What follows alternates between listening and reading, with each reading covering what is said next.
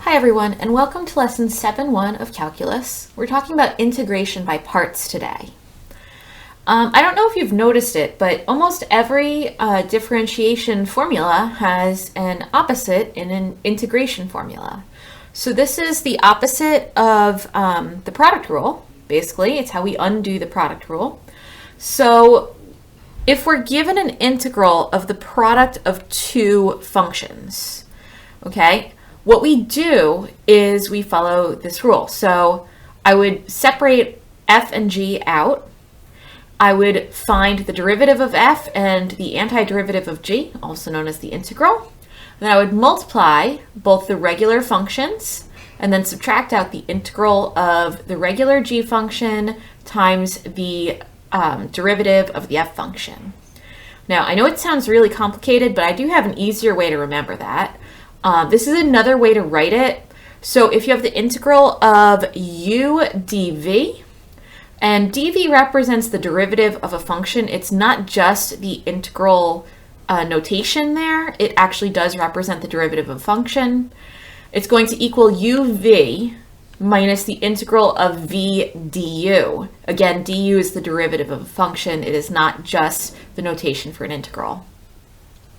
Now, it's really important that you pick the value of u wisely, also known as the value of f of x.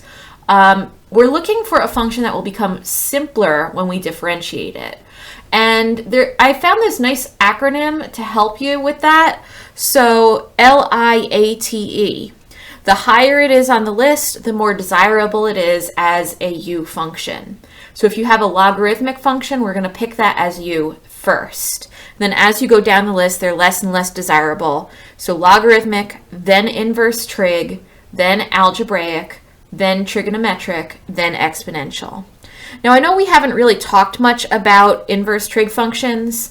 There is this beautiful table at the back of your book of derivatives and integrals. I highly recommend using it because it has lists of all the different integral formulas, all the different derivative formulas. So if you come across something that you don't quite remember, maybe it's something we haven't talked about much, definitely go there to see what that formula is. Very useful pages.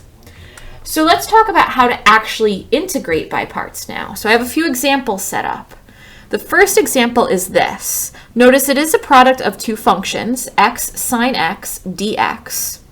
So what I'm going to do first is pick a value for u. I have an algebraic expression and I have a trig expression. So I look at my acronym, algebraic is on top.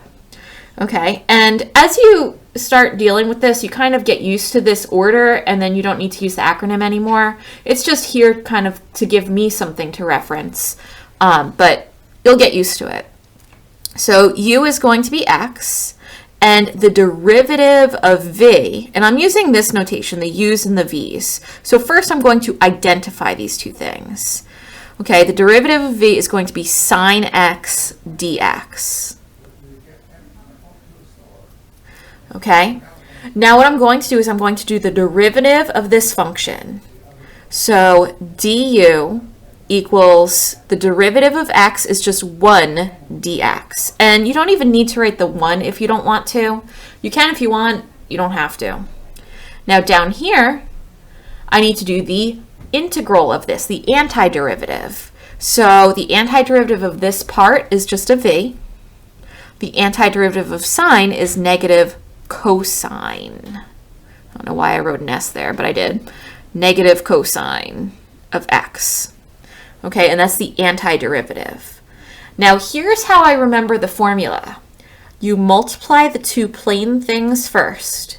So x times negative cosine x is negative x cosine x.